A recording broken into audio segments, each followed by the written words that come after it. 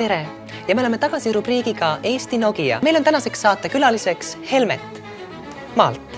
Tere Helmet! Ja mis põnevat leiutist teie tahaksite meile täna siis tutvustada? Tere kõigile televaatajatele.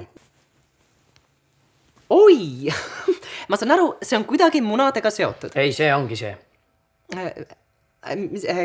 Kanamuna on uus Eesti Nokia. Ei, see on kukemuna. Mis asi? See on kukemuna. Mis kuke? See on tavaline kanamuna? Ei, see on kukemuna. Ma olen küll linnainimene, aga ma saan aru ja ma tean, milline kanamuna välja näeb. Ei, see on kukemuna, vaadake. No? See on ühest otsast kumeram.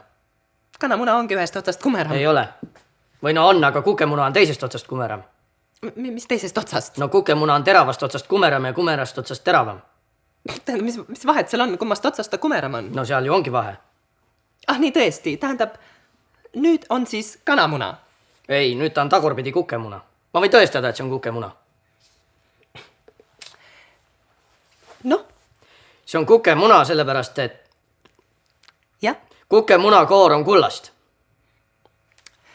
Härra Helmet, see muna, mis teie ees siin praegu lebab, selle koor ei ole kullast. Muidugi.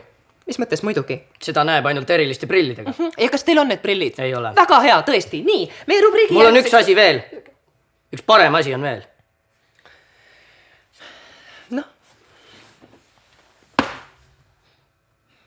Noh, ja mis see siis on? See on kast, mida ei saa lahti. Mis mõttes ei saa lahti? Ei saa lahti, noh, proovige. See käib sealt poolt.